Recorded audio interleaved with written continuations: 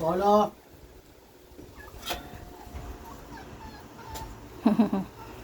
Bait-bait ni Sarah. Kala mo makakalusot ka, Polo, ha? Siya mo si Sarah pa. Itulak mo yung plato mamaya. Tingnan natin kung anong gagawin ni Sarah. Ayun naman po si Caramel. Nasa tabi ng kanilang Papa Fernan. Ayan. Tingnan natin gagawin ni Sarah. Oy, good girl. Sarah. Darak maghintay. Good girl si Sarah. Si Caramel, ito.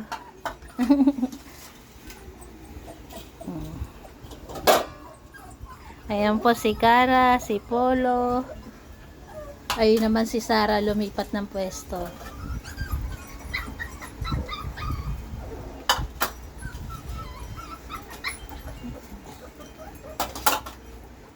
Ginagawa po ito ni Fernan para hindi po sila magunahan sa pagkain.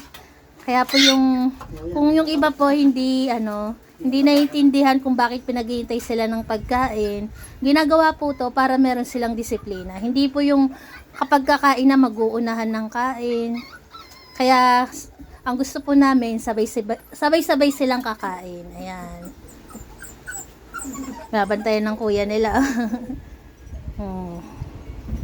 Behave. Di tayo po focus sa tatlong papi. Sa aming tatlong bulilit.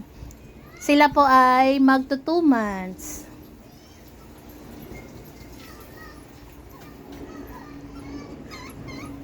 Mamaya na pala. Magto 2 months na pala sila mamayang hapon. May 9 nga pala ngayon, no?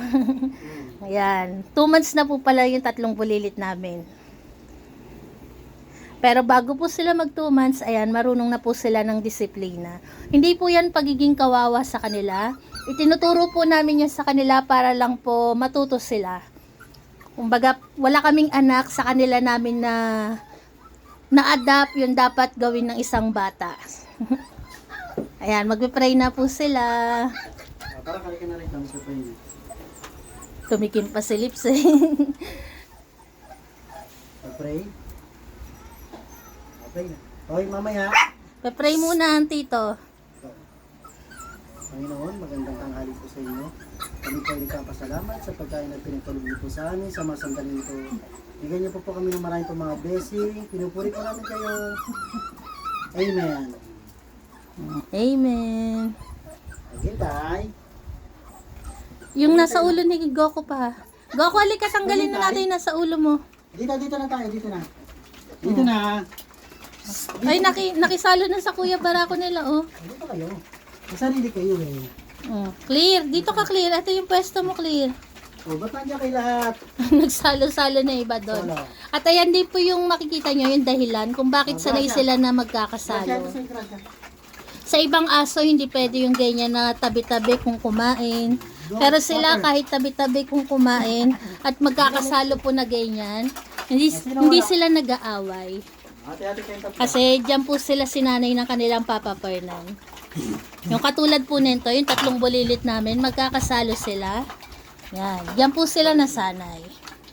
Na kahit magkakasalo, wala dapat na away na magaganap. At kahit magkakatabi, walang angilan. Ayan po ang kanilang tanghalian. Parang isang kisap na pa lang ah. Kahit anong ipaulam po namin sa kanila, lahat po sila magaganang kumain.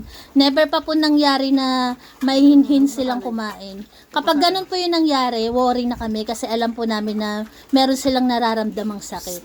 Kasi hindi po normal sa kanila yung pagiging mabagal kumain. At ayan po, God bless po sa ating lahat. Salamat po sa natuwa dito sa video namin. Tungkol naman po sa kanilang inuminan, ayun po yung kanilang inuminan. Ayan, sa maghahanap po ng inuminan, kahit hindi po sila kumakain, nandiyan po yung kanilang inuminan. Ayan, simut sarap ang kanilang tanghalian. Basta lagi niyo po mapapansin na parang lagi silang walang ulam kasi laga lang po talaga yung ulam nila. Kaya hindi po namin nilalagyan. Wala po kaming hinahalo doon na kahit ano. Ng pampakulay o ano, basta yung pagkain nila, lagi po may ulam yan. Hindi po namin sila pinapakain ng mga Walang ulam. At huwag po kayo mag-alala tungkol sa kanilang ulam yan. Kami pinagpapasalamat. God bless. Thank you po.